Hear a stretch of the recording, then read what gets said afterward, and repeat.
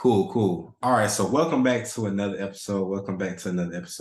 If you don't know who I am, my name is Marvin Frederick. Like I said before on the FTMO video or the FTMO passing that stage one video, I am going to be teaching you guys, just the basic things on here, and also, giving you guys some tips and just a little bit of sauce on how you can be successful in trading in the foreign exchange market. So the first thing I'm going to talk about today, well, the main thing I'm going to talk about today is how to properly backtest, right? So you're probably looking on my screen. It's two trades on my screen. I'm gonna go ahead and I'm gonna break down one. And in that one trade, I'm gonna show you guys how I actually backtest, right? Because I think a lot of times when people say backtest, which is pretty much like practice, right? It's pretty much like practice as far as like one aspect, right? You also need to be doing, mental, building up your mental for the other aspect, right? But for the trading aspect, back testing is kind of like practicing, right? So I'm going to be showing you guys how I go about that and what has helped me to become, pretty successful in my 2 years in trading in the foreign exchange market. So the first thing I always do is I always mark my trade. So let's say at the end of the week is Friday. Let's say the end of the week is, Thursday for you, some people Friday, right? Either one, or sometimes even Wednesday, right? Whatever the end of the week is for you. At the end of that week, make sure you can go back and you can mark your trade, right? So like this trade was from Wednesday. This trade down here is from Tuesday, right? This trade down here is from Monday, right? So make sure you can mark your trade, where you got in, right? Mark your trade, mark where you got in, and mark the time, right? Mark those three things so you can go back at the end of the week or at the end of your trading week, right? And go over that trade, win, lose, or draw, right? You want to see what you did wrong. You want to see what you did right. You want to see, how could you have made more? Sometimes in the market, we get psyched out, right? So you might have thought price was going to 1,500, right? And you close at 1,450, right? You closed 500 before, right? You need to go back and see what made you close 500 before, right? Did it fake you out? Did it actually fake you out? So that means did it come back and it broke a level that you didn't think it was going to break? Or did it come and just do a psych fake out, right? Did it just trick you out of your spot mentally by doing that move, but it still remained, with the trend, or it still was remaining, or still was respecting those rules, right? So I'm gonna go ahead and get into that with this first trade. I'm only gonna do one, but it's going to incorporate everything as far as like how I back test, right? So hopefully, if you're out there, if you're new, you're just starting, maybe 3, 4, 5, 6, 7 months in the game, right? You've been back testing. This can take your back testing to a new level and also make you more profitable, right? So like I said, the first thing you want to do is you always want to mark your trade, right? So right now on the 30-minute chart, we're on Nas 100, right? This was a buy, right? So right here, I have my trend line, right? Right here, I have my trend line, pretty much just helping me, just pretty much just keep track of trend. Even though I clearly see it's going up, right? I clearly see it's going up from Monday. I always want to have a trend line on there just to be sure, right? Just so I can see, kind of what the market is doing, right? So first things first, you always want to make sure you stick with your rules, right? So for instance, for me, one of my rules is that I only trade during my session, right? I only trade during my session. Now, I used to trade, and this is not too long ago, actually. I used to trade nighttime. I do trade nighttime sometimes, but I would trade every night, right? That's not one of my rules. That's not where, my strategy is the best, right? So one of my rules is I only trade New York session, right? I only trade after 9:30, right? So it has to be after 9:30. That means if it goes 5,000 pips at 8:30 or 8:50, I've missed it, right? Because it does not match up to my rules, right? So I only trade after 9:30, right? If I miss the move at 9:30 or if it's not doing anything, right? I look for another time later on in the session to get in, right? I'm not going to say which session. I'm going to cover that in another video, but I look for another entry during another time during that session, right? If I missed that move around 9:30, right? I'm going to, just wait, right? it has to be with the trend. I'm not a reverse trader, or I don't trade like that. I like to trade with the trend. The trend is your friend, so it has to be with the trend. It has to, price has to confirm, right? Price has to confirm on a number of time frames for me. And yeah, those are just some of my rules that help me get into trades, right? So all of those things have to match before I get in a trade, right? All those things have to match before I get in the trade, right?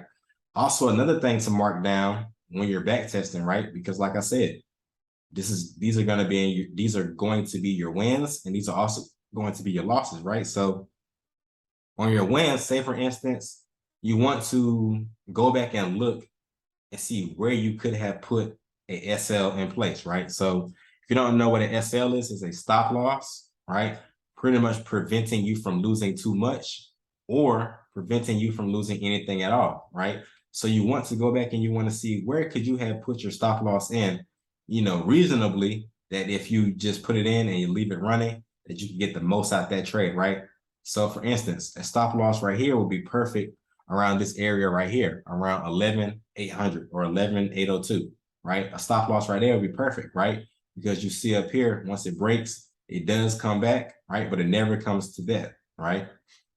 Never comes back, never tests that low, right? So you're in the trade, right? However many pips up and you're safe, right? And then it continues to follow with the trend until it breaks down, right? So you want to see, where you could have put an SL in.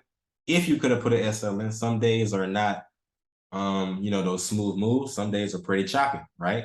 So that's another thing you want to do. You want to see, if that trade reached your potential point, right? So everybody who's trading, you should have a target point in that market, right? You should have a target point in that market. That means if you get in a trade at 1,500, right? Your entry is going to be 1,500, but in your mind, because of what's happening, how the trade is playing out, what might have happened, from previous time in history, right? Everything that's matching up during that session, you believe that price is going to go from 1,500, right, to 1,600, right? And 1,600 is your spot. That means you do not close the trade until it gets to 1,600, right? Or shows you rejection, right? You want to wait until it gets to your point, right? And like I said before, if you don't wait till it gets to your point, right, and you close it and it actually does get to your point, you want to write down, or you want to see what made you close before it got to your point, right? What made you kind of like backtrack yourself, or lose confidence in yourself, or lose confidence in your trade, right? What signal signaled you to close that trade out right before it hit your target point. Another thing is that also, like I said, if it doesn't reach your point, right? Like I said before, the first reason why it didn't reach your point was you, right?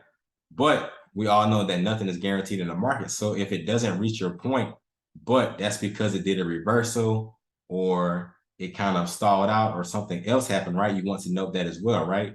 You want to note that, say for instance, up here, right?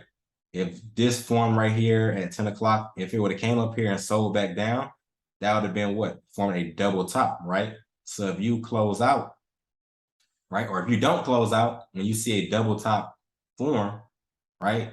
Just hypothetical, right? It clearly didn't form a double top, right? But if it formed a double top, right, you would have taken your money up here, right? Because it formed that, right? Or if you didn't, like I said, if you did not take your money and you let it come down and knock you out at break even, or even if you lost something, right? You would have known when you back test that when it forms a double top next time, at least secure some of your money, if not close, right? Oh, excuse me. But yes, if you see a double top, you want to secure your money, or at least close, right, the next time, right? So that's just an example of that. Another example, or another thing you want to do to successfully back test is going to be, my fault, you guys. I wrote this down. I'm trying to keep it as organized as possible for you guys. I know you guys are new. A lot of people on these YouTubes, they've never traded before, so I'm trying to make sure I get everything to the point, right? Oh, one very important thing as well, FOMO. So like I said before, fear of missing out, right? But like I said before, I have a specific guideline of rules, right? And if it does not match up with those rules, right, I should not be trading, right? I should not be trading. Now we all know we're all human.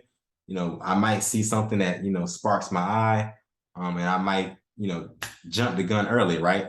So if you jump the gun early, which you shouldn't, right? Because you have to stick to your rules, right? But if you jump the gun early, right, and the trade hits SL, right? Off rip that what it hit SL for one main reason, right? Because you didn't stick to your rules, right? But if you jump the gun and it hits TPs, right, or it hits target profits, right, you want to see what actually happened, right? Because maybe you didn't jump the gun. Maybe it actually set up. Maybe your pattern recognition was on point. Maybe you actually got in at a good time, right? But like I said before, you want to stick to your rules, so you don't want to get in early. That's not something you want to do. You do not want to have FOMO, fear of missing out, because one thing is for sure: if the trade is going that way, you have not missed it, right? If the trade is going that way, you have not missed it, right? That's one thing for sure in the market. If the trade is going up, it's going up. If the trade is going down, it's going down, right? So wait for confirmation, wait for your rules to align, be patient and get in the trade like that, right? You have a much higher win ratio when you do things like that, right? But that's pretty much it for this call. That's pretty much it for this video. I'm gonna let you guys go. I hope this call helped. I hope this guys takes you guys to the next level. This is an intermediate YouTube, right? It's gonna be. I'm not gonna drop everything on there, of course. I mean, who does? But I'm going to be dropping things that can really benefit you guys, especially if you've never traded in the foreign exchange market, right? You can follow me on Instagram, digital_money_Marv, right? I'm gonna drop that in the comments below. Give me a follow. Like I said, this is my second video. I have been trading for 2 years. I have a group, very profitable trader in the market, right? I'm going to be showing you guys my FTMO results. I'm also going to be showing you guys my FTMO withdrawals as we continue, as we grow together, right? Hope you guys can plug in, follow me on Instagram, and I'll see you guys at the top because the bottom is not an option.